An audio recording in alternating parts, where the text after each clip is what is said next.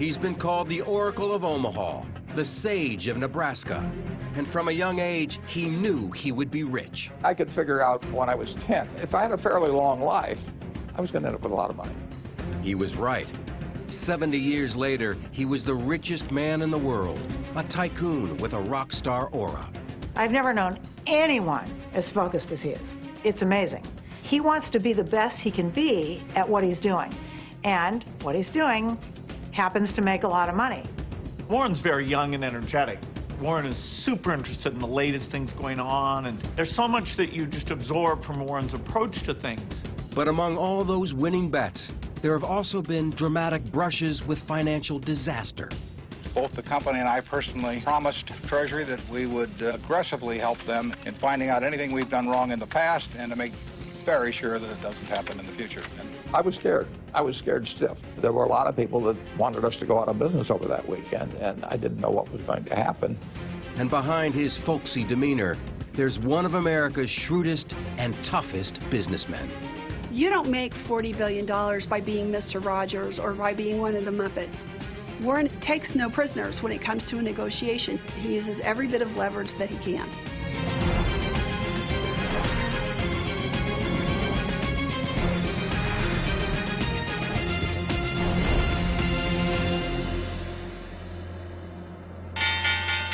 This is going to be one of those days that lingers in the mind. Anyway, the Dow was down 200 or 300. Nobody knows what's in these bundles. A Category 5 test of our financial life. It was a terrifying moment in U.S. financial history. In 2008, some of Wall Street's biggest banks and investment firms were about to fail, threatening to take much of the world's economy down with them. Inside the citadels of money and power, desperate calls for help went out to the same person, as dramatized in this HBO TV movie. We're thinking of reaching out to Warren Buffett. Great. You and Buffett go back, right? Do me a favor and call him. Tell him leaving is rock solid. During the days that the financial crisis was unfolding, he was viewed as the go-to person. If you're in trouble, Warren Buffett can save you. For most of his life, Buffett avoided the Wall Street ways of risky speculation. In fact, he stayed far away from Wall Street itself. Warren really is a product of Omaha, especially in the era that he grew up there. The virtues of modesty, thrift, plain-spokenness, and Warren really exemplifies those. Warren Buffett still lives and works just a short distance from where he was born in 1930. And it was here in Omaha that he began his obsession with all things financial. It hit me right away. It was like kids that like to play the piano early or something of the sort. I always liked numbers. I knew I was going to be interested in stocks the rest of my life, but probably at the time I was, 8 or 9. I used to keep charts on all kinds of stocks when I was that age. My aunt gave me a world almanac, so I memorized the population of all cities of any real size. But I just like numbers. It was not limited to business numbers at all. Buffett also had the uncanny ability to remember all those numbers and how they fit into the big picture, a skill that would be the bedrock of his later success. Former Wall Street analyst Alice Schroeder is the author of The Snowball, Buffett's authorized life story. Warren grew up in the Great Depression. The family did not have money at all because his father had lost his job as a stockbroker. And so around the dinner table, money was what they talked about. But Buffett wanted to do more than talk. My grandfather had a grocery store, and I used to buy Coca-Cola from him in 6-packs for a quarter and sell them for a nickel each. I sold the Saturday Evening Post door to door. I sold Ladies' Home Journal. I had all kinds of little ventures, not all hugely successful, I might add. I liked doing business early on. Journalist Roger Lowenstein wrote an early biography of Warren Buffett. Then he gets into more exotic things. He collects golf balls. He gets other kids in the block to do that with him. They collect golf balls and resell them. He's picking up stubs at the racetrack when he's 10, 11, 12, because some of them haven't been used yet. He grows up knowing he wants to make money. Investing in business comes later, but it's in him. Buffett made enough from these ventures to do what, until then, he had only dreamed of doing, playing the stock market. First stock I bought was City Service Preferred. It was a stock that had passed the dividend for how many years, 20 years or something like that. And so it had large accumulated dividends, and it was selling at 38 1/4, and I bought 3 shares. I went all in. That was my entire net worth. At the same time, Buffett's stockbroker father, Howard Buffett, had won a seat in Congress as a conservative Republican, and in 1943, he took the family to Washington. It was a chance for Warren to start a new business, delivering papers for the Washington Post. Well, I started with a couple of routes because I was good about delivering papers on time. So then they gave me these absolutely prime routes. Got up to where I was making probably $150 a month or something, which was a lot of money in that. And I was making it all before I went to school in the morning, so it was good. Savings from those paper routes became the seed money for his later empire. I'd made $9,800, and I made most of that delivering papers. I delivered about 500,000 papers, and I made about a penny a piece. So I made about $5,000 for the delivery of papers. After high school, he was ready to go full-time as a businessman and investor, but his father convinced the 16-year-old Buffett to go to college first. At the Wharton School of the University of Pennsylvania, he roomed with fellow Nebraskan Charles Peterson. He was very immature. He wore tennis shoes, or if he wore shoes other than that, he had a hard time having them both be the same color. He may have a black and a brown shoe on and never know the difference. Hair messed up. But Buffett was way ahead when it came to academics. Every day after class, I'd spend so many hours studying. Warren, on the contrary, picked up the books that were applicable to him and sat there and flipped through them page by page. And he might be through 2 or 3 courses in a couple of weeks. He had a photographic mind. I did not. And Buffett had a unique way of spending all those hours he did not have to study. At that time, he was crazy about Al Jolson. And he'd play those records, Mammy, Mammy, how I love you, Mammy, and mimicking it an hour after hour. And what other songs, at that time, I was ready to go crazy. And when he wasn't singing, Buffett was getting his first taste of political activism. I was president of the Young Republicans Club at the University of Pennsylvania, and I even ran for delegate to the National Convention one time as a Republican. After breezing through college, Buffett went to interview for Harvard Business School. I was 19 at the time, and the fellow spent about 10 minutes with me. He said, you better come back again later. It was very clear I just wanted the interview.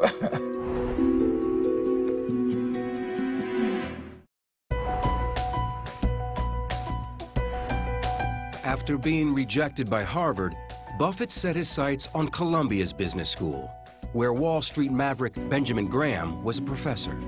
Graham's investment philosophy was simple, but it defied conventional Wall Street wisdom. Many people take their cues as to what to do from what the market itself is doing. But Graham would tell you that the market is there to serve you, not to inform you. And basically he was saying the market will be wrong. Now that flies in the face of what a lot of other people think. But Graham would say that sometimes the market is very, very wrong. And if you look at the prices of stocks as buying pieces of businesses, you will be able to recognize when the market is very wrong. Graham's way was to find undervalued stocks that were off the radar. And Buffett became his most devoted disciple. He taught us to find a dollar bill that was going to be, you could buy for 50 cents, but the dollar bill wouldn't necessarily increase in value very fast. And I analogize that to essentially walking down the street looking for cigar butts with one puff left in them, and they weren't very attractive, and there was maybe only one puff in them, but they didn't cost anything. Armed with the Graham philosophy, Buffett headed back to Omaha to start his own business. He said, I'm going to form a partnership. And he said, would you want in? I said, sure, I do. There was only 7 or 8 people in that original partnership. Convincing people beyond the first 7 investors got rockier. My sales pitch wasn't very effective. I was 20 years old. I looked like I was about 16, and I probably behaved like I was about 12. So I would go around and call on people. They were always nice to me. But I would see a Mr. Smith, and I would go through all these facts and figures about why you should buy some stock. And when I got all through, in my head, I would count to 3. I would go 1, 2, 3. And then Mr. Smith would say, "What does your dad think?" And I would always want to hit him. But it was frustrating. Buffett knew that he had to be a better salesman, so he turned to popular self-help guru Dale Carnegie. Well, I had to be able to communicate with people better, and I mean in groups particularly. I just knew that I couldn't go through life terrified of public speaking, and I'd heard about the Dale Carnegie course. And he applied those lessons when he began dating hometown girl Susan Thompson. I mean, I proposed to my wife during the Dale Carnegie course, so I mean, I got my money's worth right during the course. I had the intellect to succeed, but I did not have the persona. I was not put together as a person until I met her. Buffett was finally ready to put his career in gear. He was picking stocks that others were ignoring, and his stocks kept going up. Little by little, word spread around Omaha that the kid knew what he was doing. He's devouring every annual report, and they stay devoured. He remembers them, and he's got these balance sheets in his mind so that if a stock gets cheap, 3 years later, he remembers what the fundamentals of the company are. This is a buy now. In the first 5 years that Buffett was in business, the Dow rose by 74%, while Buffett's investments had gone up 250%. In 1961, at the age of 30, he reached millionaire status. Friends like Stan Lipsey saw that he was still operating as a one-man band. His study was right off the bedroom in their house. He wasn't even in an office building at that point. And they had 3 kids. And people joke about Warren not knowing his kids, and that's, of course, a great exaggeration. But the fact of the matter, Susie stabilized the family so that Warren could do the studying that he needed. His wealth was growing rapidly, but you couldn't tell that from the way the family lived. Their home, which Buffett still lives in, was bought over 50 years ago for $32,000. His children all went to public schools. Susie Buffett is the eldest of 3 Buffett children. We grew up in a way that I think is probably different than most kids if you've got a dad who has what my dad has. I mean, we didn't get cars when we turned 16. We didn't live any differently, really, than most of the other kids we knew. The biggest change in the Buffett household was that Warren was moving away from the staunch republicanism of his father. Civil rights had the biggest effect on changing my views on politics. Neither party necessarily covered themselves with glory on it, but it was clear to me that a basic change, a really basic change in civil rights was called for, and the Democrats seemed to be much more attuned to that than the Republicans. And Buffett was about to make an even bigger change in his professional life.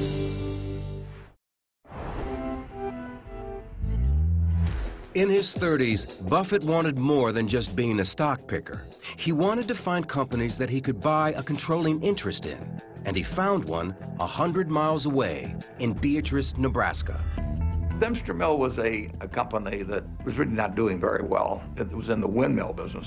Windmills now have come back, but it was not a good business to be in 50 years ago. But the stock was selling very cheap, so I started buying stock in that. It was a business that had built up a lot of inventory that it didn't need, and it had a labor force that was too big. So it was a company that just needed to be downsized. And of course, the town that it was in was very small, and it was the main employer. 100 people lost their jobs, and Buffett took the heat. What it taught Warren Buffett was that he did not want to get involved anymore in businesses that had labor problems, where he would have to fire people, where he would have to get involved personally in the management. He wanted somebody else to do that.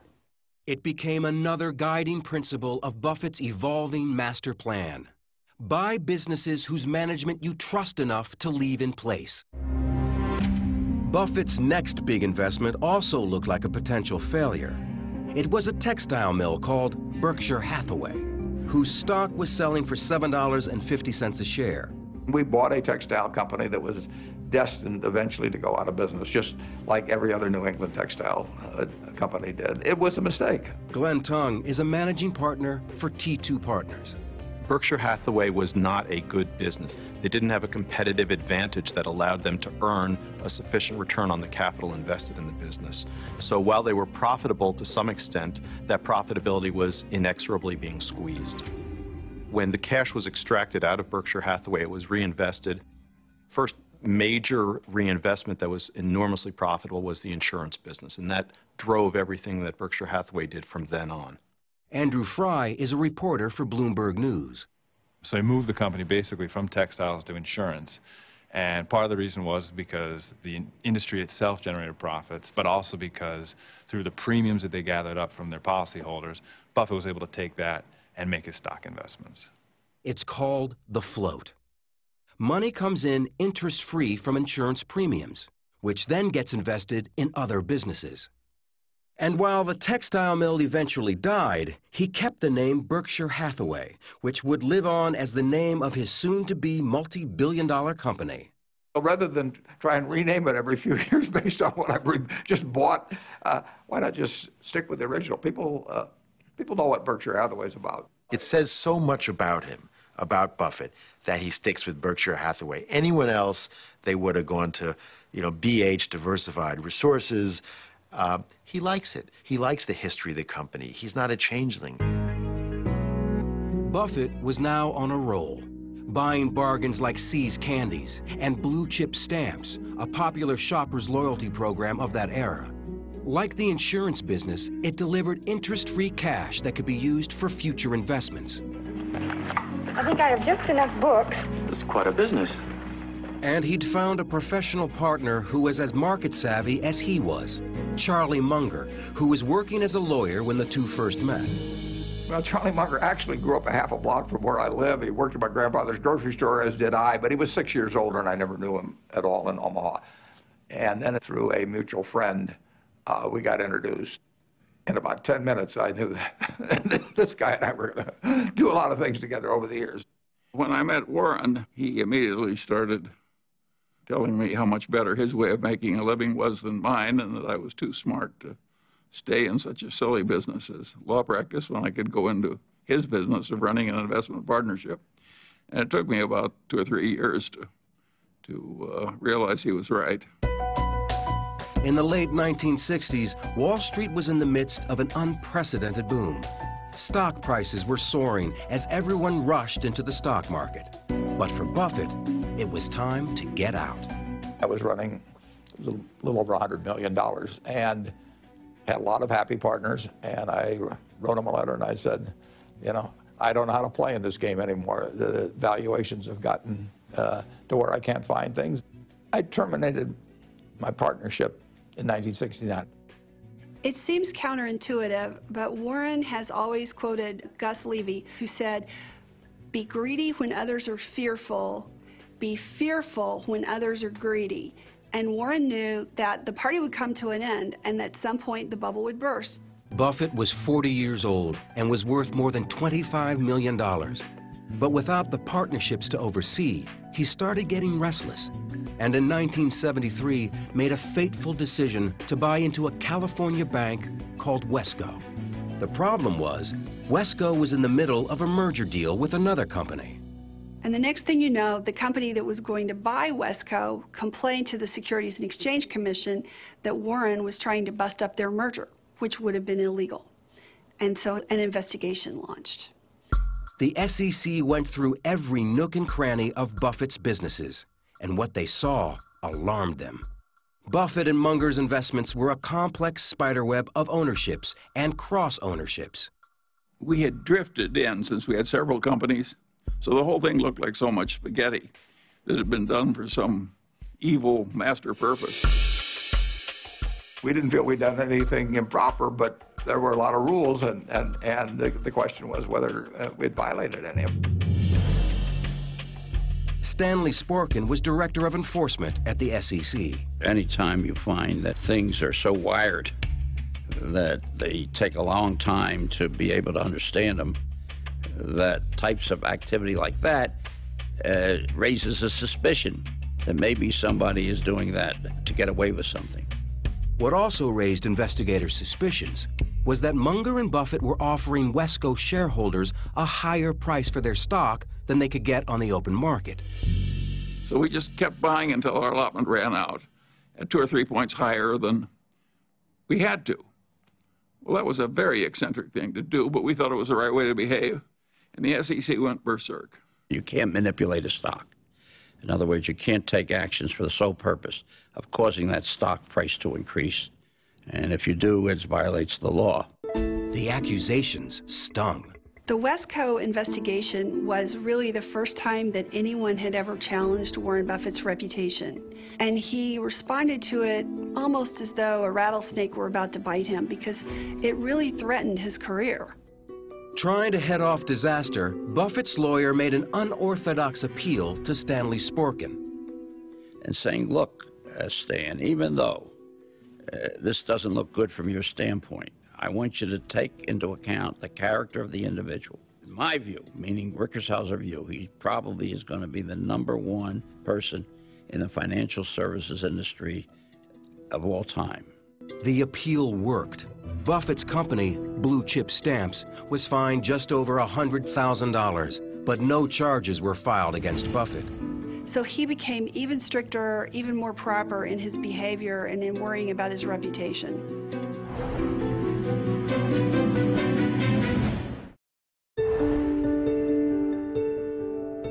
In 1973, Berkshire Hathaway's stock price hit a new high of $93. Its profits driven mostly by their insurance businesses. Buffett also owned stakes in banks, clothing makers, and candy factories. But there was one business he was passionate about owning. I love newspapers. I mean, I started reading newspapers. You know, my dad would bring them home when I don't know whether I was 6 or 7 or 8, and it was the first thing I'd grab. You know, my sisters would grab them too. We all liked to read. His first newspaper purchase was an Omaha weekly called The Sun. The Sun was a very small business. I mean, it had never made any money at all. Stan Lipsey was the publisher of Sun newspapers. We were a weekly publishing against a daily, so we had to initiate stories, hopefully investigative pieces, and we'd sit there and brainstorm what we could do. At one meeting, Buffett suggested doing a story about Boys Town, a legendary home for orphan boys located just outside Omaha, and made famous by the 1938 movie with Spencer Tracy and Mickey Rooney. 4,000 boys have passed through this city of little men. It was sort of common knowledge around Omaha that the money was pouring in there, and the number of boys had gone down. They'd had 1,000 boys at the peak. And now I knew the population had gone down, so I thought there was a story there. Buffett knew that charities like Boys Town had to disclose their net worth in a federal form called a 990.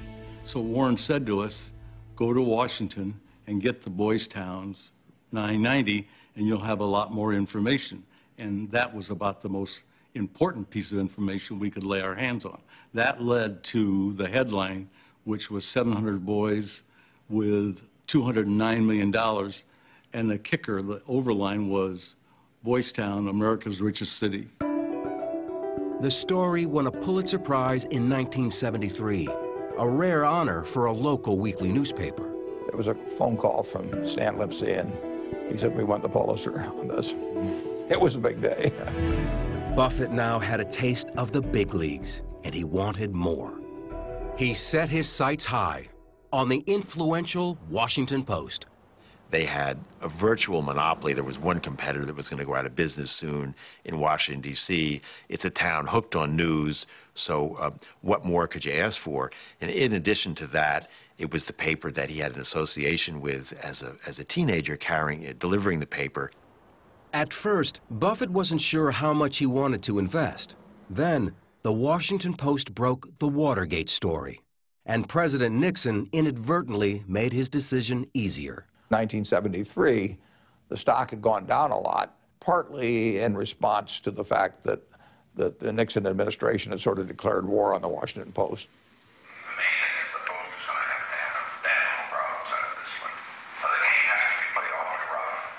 The stock eventually fell, I think, from 38 to like 15 or so, and we bought a lot of stock in a very short period of time. I mean, people were barreling out of the stock, big institutional investors. And the interesting thing is when we were buying that stock at $20 a share, if you'd asked the people who were selling it to us how much the company was actually worth the businesses, they would have said $100 a share. But they sold it anyway. I salute the Nixon administration for stirring up the dust at that time. Buffett's rule had always been to keep his distance from his company's managers and executives. But that was not the case at the Washington Post. where publisher Katharine Graham became his social partner and confidant. What Katharine Graham offers to Warren Buffett is a seat at the larger table. Suddenly, he's at dinners with Henry Kissinger, and suddenly he's not just an investor from Omaha. He's a part of the scene in Washington. He's meeting Ben Bradley, the President of the United States. This was not his world, and Katharine Graham was really his entree into that world. She was in a business that fascinated me, so she would invite me to these various Washington parties, which were interesting. I saw parts of the world that I wouldn't have seen otherwise if we hadn't become friends. But as Buffett's social circle widened, his wife Susie was feeling increasingly isolated back home and made a bold decision, unusual for a Midwestern housewife of that era. She was not divorcing Warren, but she left Omaha for San Francisco to pursue a new life and a new career as a singer. I get why she moved. My dad was getting more famous, and my mother was so not the Mrs. Warren Buffett type at all. You are in a fishbowl, and everybody wants stuff from you, and it's not so much fun, really. Their relationship never changed at all. They were completely in love with each other. They talked 5, 6, 7, 8 times a day. They traveled together. She just couldn't live here. To make sure that Warren was taken care of in her absence, Susie turned to her friend, Astrid Menks. Susie knew what a solid, warm person Astrid was, and she sort of asked Astrid to look out for Warren, and that's how they got to know each other. Within a few months, Astrid moved in. It's very unorthodox. A lot of people, I'm sure, talked about it and had all kinds of lovely things to say about how weird it was. But I also think, you know what? It's nobody's business what goes on in somebody else's relationship. It worked for the three of them. It worked. Buffett was adjusting to his new domestic arrangements, and his success as an investor in the Post sparked a desire for full ownership of a daily metropolitan paper. He looked at a number of them. The Buffalo Evening News, that was called then, became available. At $33 million, it was Buffett's largest investment yet. The Evening News was one of 2 Buffalo dailies. Unlike the competition, it didn't have a Sunday edition. The competition, Courier Express, had a morning paper that was sort of flimsy, but they had Sunday, which was a hell of a paper, and Warren and I both knew that Sunday was only going to get stronger and that you had to have a Sunday paper. I knew that we faced extinction unless we got into the Sunday newspaper business, and so I did that within, 6 or 8 months after we bought the paper, and at that point all hell broke loose. All hell broke loose when Buffett's competition, the Courier Express, took him to court on an antitrust charge. Daniel Mason was a lawyer representing that paper. It was very hard, we said, to justify a $33 million purchase price based upon the revenues that the News had, unless the News wound up being a monopoly newspaper. A federal judge put a halt to Buffett's Sunday strategy, and advertisers began deserting his paper. He's losing money hand over fist. It almost becomes, just a huge sinkhole. But Buffett didn't back down. We knew that it was not going to be a long-term position to expect 2 papers to survive in Buffalo. Eventually, one of those papers was going to lose out, and the other paper was going to be a hell of a success because their financials would change. The fight went on for months until the judge's order was overturned. Buffett's competition soon went out of business, and Buffett's paper went on to become hugely profitable. You don't make $40 billion by being Mr. Rogers or by being one of the Muppets. Warren takes no prisoners. He uses every bit of leverage that he can.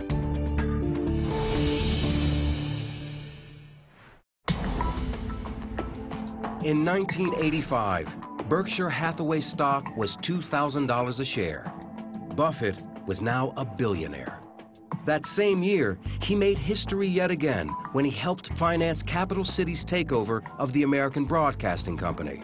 It was the biggest media deal ever, and one that also led to guest appearances on ABC soap operas. Warren, are you thinking of buying out a cosmetics company? Oh, Erica, I'd never dream of going in competition with you. Oh, well, that's a relief. But home was still Omaha, and Buffett saw himself standing apart from the high-flying ways of Wall Street. He was famous for sayings like, if you want to make a lot of money, hold your nose and go to Wall Street. And he had a sign in his office that said that Wall Street was about bulls, bears, and bum steers.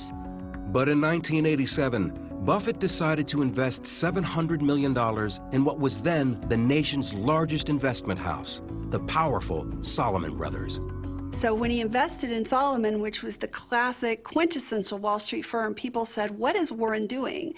But what always happens with him is if the chance to make money is big enough, some of these concepts sort of get put by the wayside.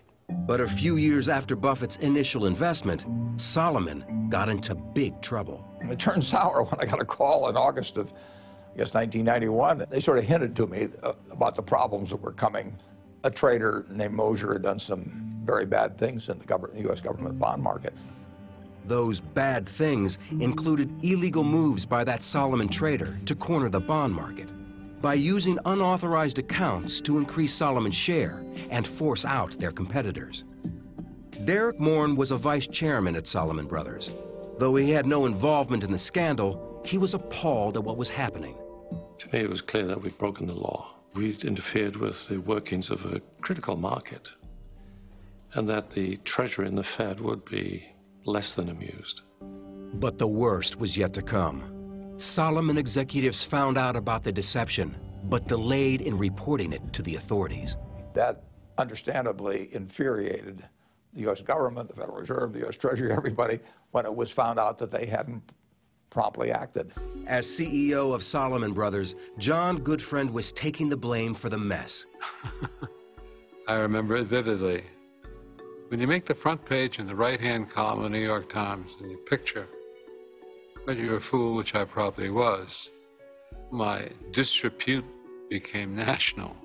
Should have been one of the worst days of my life, and probably was. I told Tom Strauss and John Meriwether that we had to go. Talk on Wall Street that Salomon's top officials were offering to resign to prevent the firm's possible debarment as a primary dealer in Treasury securities. The CEO had departed the scene in the company of his lawyers. We were effectively decapitated. In the meantime, this highly leveraged institution is floating in free space. Goodfriend made one last desperate attempt to salvage the company with the only solution he had left, a phone call to Omaha, Nebraska. And he says to Buffett, I'm going to have to resign. We need you to come in and be the CEO. Goodfriend needed someone who both had the confidence of the government and in some larger way the confidence of America to say, yes, this is the Wall Street guy we trust. And literally there was only one person in America who could fit that description, and that was Warren Buffett. And I wasn't involved in the thing so that I was not tainted. The hope was that I would be credible with all the people that were mad at us. There were a lot of them. When Buffett arrived in New York, the company was in a state of panic. There's no future and there's no present for an indicted financial firm. The firm would have folded. I was very clear, and I advised Warren of what the consequences would be, which not only that the firm would fail rapidly, but that there would be significant systemic impacts on other institutions. Buffett was now helming a company about to go down in disgrace. Warren used to say that it takes a lifetime to build a reputation and 5 minutes to lose it. And he was afraid that Salomon could be that 5 minutes for him. It was August 18th, 1991. Treasury Secretary Nicholas Brady had ruled that Salomon was out of the bond business. It was announced at about 10 in the morning on a Sunday. The U.S. Treasury had knocked us off the list of really acceptable people, primary dealers. That would have been a death blow to the company. So I had to get that changed by the time Tokyo opened. He only had a few hours. Once the Tokyo markets opened, the firm's fate would be sealed. The Japanese banks could have begun a run on the bank by selling our stock, by liquidating their positions with us, by demanding cash they could very quickly drain the firm of its capital and its liquidity. That momentum would transfer to the London market, and by the time New York opened, we would have been in acute crisis. Buffett called longtime confidant Charlie Munger into New York for an emergency meeting. I will never forget that as long as I live. That was the most awesome moment in my life, because that would have been a national calamity. And it looked for a long time as though the government was just going to say, the hell with you, Solomon. Warren Buffett spent the entire day in frantic phone calls to Washington, trying to get the feds to back off. I was scared stiff, and it probably came through in my voice when I was talking. I was talking to Nick Brady, who was the Secretary of the Treasury, and Jerry Corrigan, who was the head of the Federal Reserve of New York.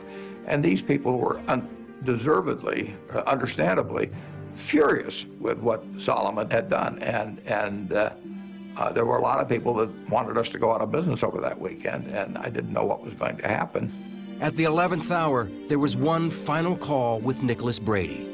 There was a big emotional catch in Warren's voice when he was talking to Nick. And I think Nick realized that if he's that disturbed by this, maybe he's right that we should back off just a little.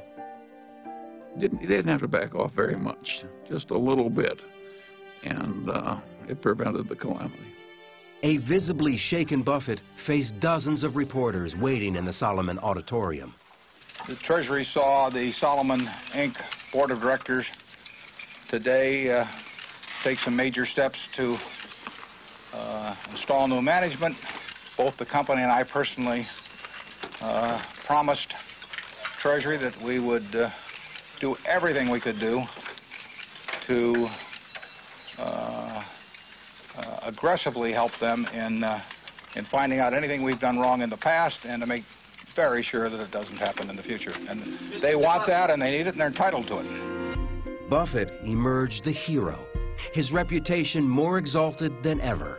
Warren Buffett meeting with the financial community, signing autographs. They love him.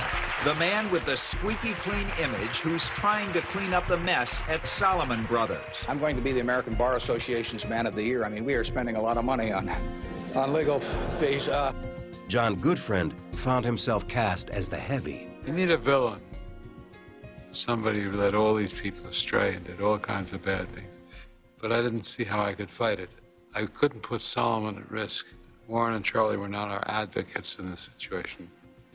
They maintained their purity, and we were down in the dumps.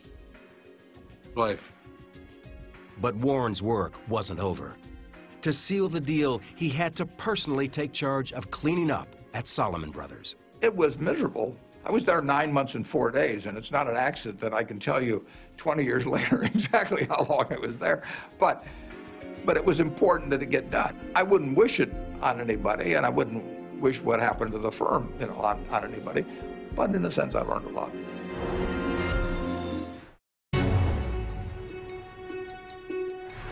In 1993, Berkshire Hathaway stock hit $17,000 a share, and Buffett was world famous. But no amount of global traveling could change some of Buffett's ingrained habits. Let's talk about Warren's diet. Here are the vegetables he'll eat. Corn on the cob, French fries, hash browns, and the fruit would be banana cream pie, strawberry shortcake. I think that's the end of the fruit. He also drinks, several cherry Cokes a day. I've never in my life, and I'm not kidding, seen the man drink a sip of water, ever. When he went to China, he took a pile of coupons from McDonald's with him, and that he's in China for however long it was, and he ate McDonald's hamburgers. The 1990s and 2000s would be the era of Berkshire Hathaway's greatest expansion. Brought into the corporate fold was the nation's biggest furniture store, a leading mobile home manufacturer, Fruit of the Loom underwear, Benjamin Moore paints, Dairy Queen, Geico Insurance. Over 70 companies in all, with a combined 250,000 employees. If you look at the assembly of businesses that Berkshire represents, It's businesses that have been handpicked by Warren Buffett into his holding company that's reaching a level of recognition that many people in America never get to. He loves to use the expression that it's his canvas, and he, you know, like Picasso, he wants to paint, to work on that canvas as long as he is able, you know. That's what it's all about for him. Two of Buffett's new investments made headlines by flying in the face of conventional market wisdom. He bought his hometown newspaper, the Omaha World Herald, and he bought the Burlington Northern Railroad.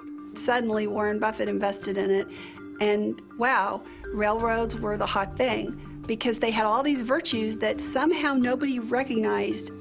That is the thing that Warren Buffett has done over and over, is he invests in something and then everybody looks at it and says, I saw it there. Why didn't I recognize these things all along? In Omaha, Berkshire Hathaway's annual meeting has become a place of pilgrimage for tens of thousands of shareholders. It's really an amazing thing. The stadium is filled, and the spotlights are on a small folding table with two 80-year-olds at that table, and those two 80-year-olds have more stamina than anyone else in the room. Hi. They're dying to see Warren Buffett and hear what he has to say. His favorite thing, I think, that happens every year is the shareholders meeting, and he gets energized from it. He goes nonstop from Friday to Sunday night, and as the weekend goes on, he gets more energy. Can't explain it. It's got to be those burgers. In the 2000s, Buffett was worth tens of billions of dollars, money he planned on giving away to a foundation to be run by his wife, Susie. But in 2004, Susie died of a stroke following cancer surgery. It was a huge shock for all of us. My dad, I can't explain how much he loved her and how much he relied on her. I am going to start crying talking about this. You know, he'll never totally get over it. None of us probably will, but she was really something very special. We had always sort of talked about things and planned things assuming he would die first. So when she died, it really was big. 2 years after his wife Susie's death, Buffett married Astrid Menks in a private ceremony. And he announced that he was pledging the bulk of his fortune not to his children, but to the foundation run by Bill and Melinda Gates. Bill Gates has been one of Buffett's closest friends since the early 1990s. So it was, you know, kind of phenomenal. It made us step up our ambition level, add a lot of things we wouldn't have been able to do. And so now every year, it's a gigantic gift that allows us to be double what we would have been without it. They're young, they're energetic, they work much harder at it than I would. I get to keep doing what I love doing, you know, and they're going to achieve the same things much better than I would. It's a perfect solution for me to get somebody else to do the work. I've always been good at that. But as his 80th birthday approached, an international crisis would open yet another new chapter in Buffett's life. Absolutely stunning morning on Wall Street. Lehman Brothers filing for bankruptcy. In 2007, a single share of Berkshire Hathaway stock hit an all-time high of $150,000. And people call this work. But the next year, the entire U.S. economy was in crisis mode. The Dow closed Monday's session down more than 500 points, with many of its financial institutions collapsing under mountains of debt. The dominoes started falling, and they were huge dominoes. They started falling at a pace that was breathtaking.